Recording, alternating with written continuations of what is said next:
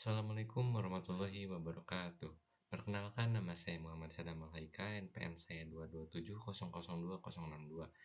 Baik, di sini saya akan mempresentasikan materi yang telah saya dapatkan dari pertemuan 1 sampai pertemuan 7. Oke, yang pertama yaitu apa sih itu tegangan tinggi? Tegangan tinggi atau high voltage adalah istilah yang digunakan untuk menggambarkan tegangan listrik yang memiliki nilai cukup besar sehingga dapat menimbulkan resiko listrik, seperti bahaya kejut listrik atau percikan listrik yang dapat merusak isolasi dan peralatan listrik. Tegangan tinggi juga umumnya digunakan dalam konteks sistem tenaga listrik, seperti transmisi energi listrik dari pembangkit listrik ke jaringan distribusi, serta dalam berbagai aplikasi industri dan ilmiah. Lalu yang selanjutnya yaitu istilah tegangan tinggi. Baik, istilah tegangan tinggi terbagi menjadi 4, yaitu peluahan, flashover, dan sparkover dan breakdown. Baik, untuk peluahan sendiri adalah proses pelepasan muatan listrik dari suatu bahan dengan potensi listrik tinggi menuju ke bahan lain dengan potensial listrik yang lebih rendah. Yang kedua yaitu flashover. Flashover adalah peluahan listrik yang terjadi pada permukaan isolator padat yang dipenuhi dengan isolator cair atau gas.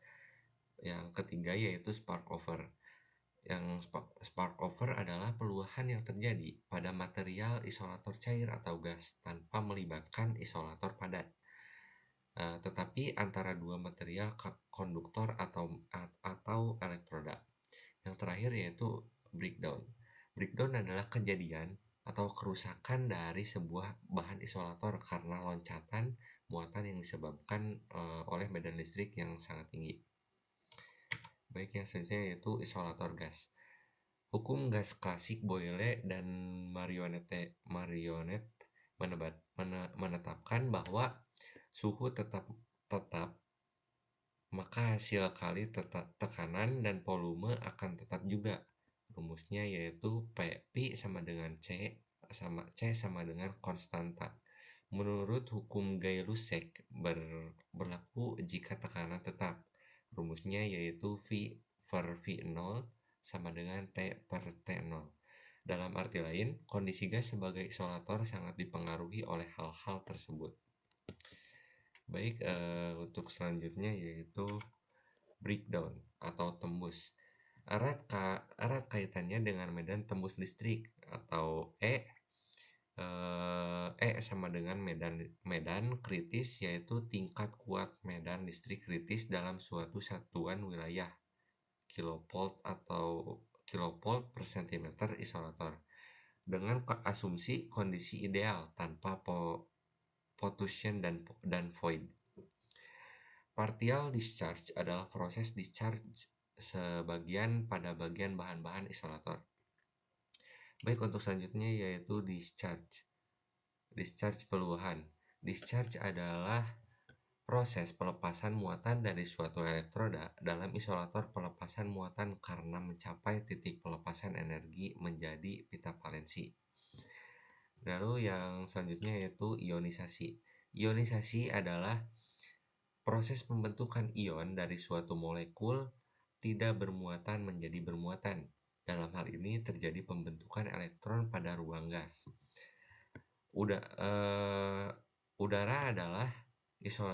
Udara merupakan isolator yang sangat baik. Dalam keadaan ideal, kuat medan tembusnya sekitar 23 kV per cm. Lalu ionisasi terbagi menjadi 4, yaitu ionisasi benturan, ionisasi benturan koefisien Tausen pertama, foton ionisasi dengan interaksi atau metastable. Yang pertama yaitu ionisasi benturan. Ionisasi benturan ialah ionisasi yang terjadi karena adanya benturan antara elektron dan molekul. Benturan tipe 1 ialah ionisasi secara langsung. Benturan kedua yaitu benturan tipe 2 ialah ionisasi dengan energi eksitasi atau keadaan metastable. Pada peluangan gas yang mempengaruhi adalah ionisasi yang menghasilkan elektron. Lalu yang kedua yaitu ionisasi benturan koefisien Thomson pertama atau alfa. Ialah banyak elektron yang dihasilkan oleh suatu elektron yang berjalan dalam suatu arah pada suatu medan persatuan panjang. Yang ketiga yaitu foton ionisasi. Foton ionisasi merupakan proses ionisasi sekunder bentuk dengan foton yang terkandung dalam hal cahaya tampak. Yang keempat yaitu ionisasi dengan interaksi atom metastable. Atom dengan keadaan setengah stabil lalu bertuburukan dengan atom lain dan menghasilkan bebas. Baik, yang selanjutnya yaitu emisi atau cathode processes. Emisi adalah proses pembentukan pembawa muatan pada suatu elektroda, yang dimana atom dengan keadaan setengah stabil, emisi juga menjelaskan bahwa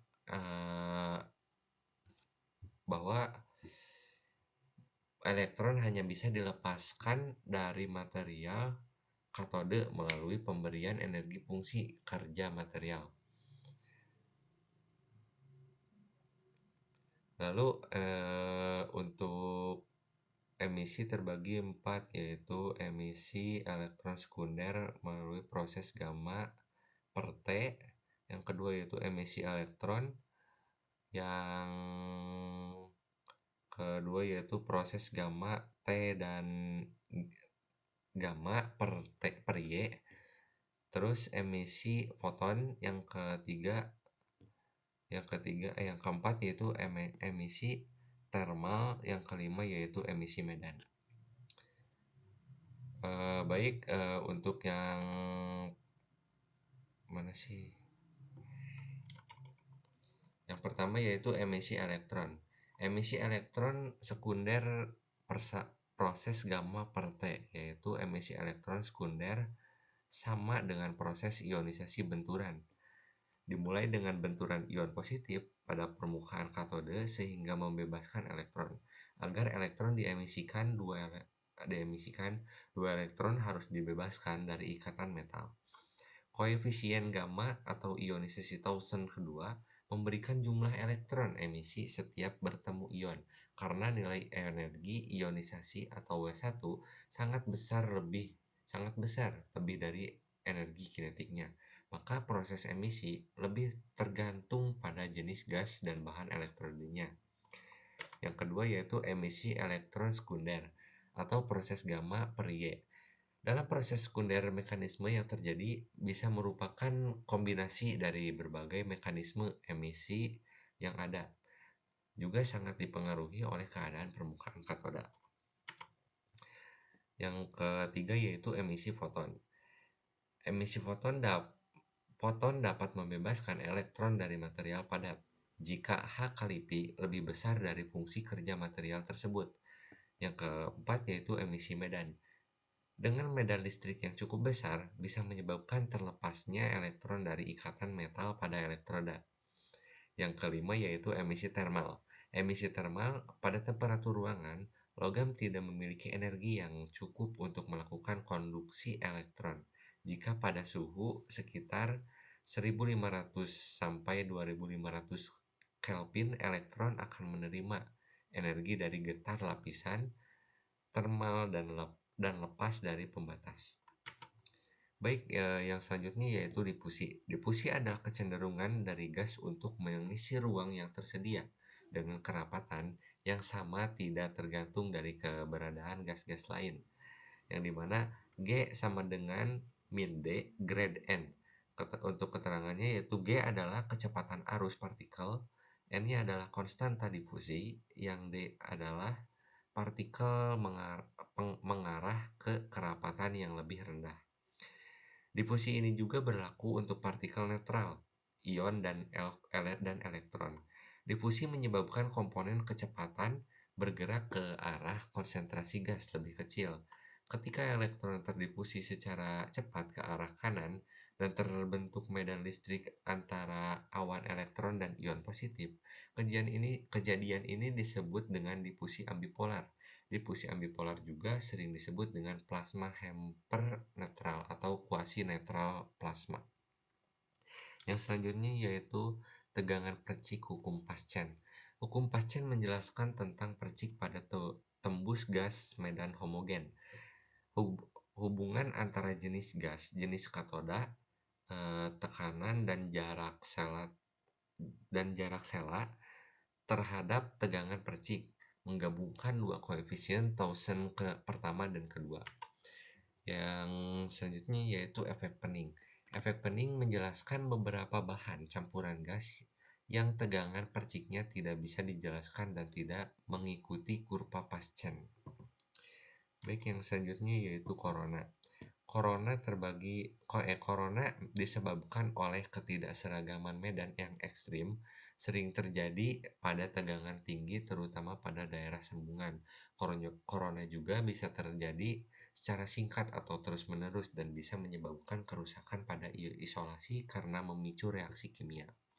Corona terbagi menjadi dua, yaitu corona positif dan corona negatif. Corona positif terjadi pada anode, maka disebut corona anode. Proses corona positif membentuk cahaya putih kebiruan pada anoda, yaitu di sekitar elektroda jarum yang merupakan radiasi cahaya foton. Elektroda jarum bermuatan positif flat ground. Yang kedua yaitu corona negatif. Corona negatif terjadi pada katode, maka disebut corona katode. Membentuk cahaya spot merah menyala pada anode, yaitu di sekitar elektroda jarum.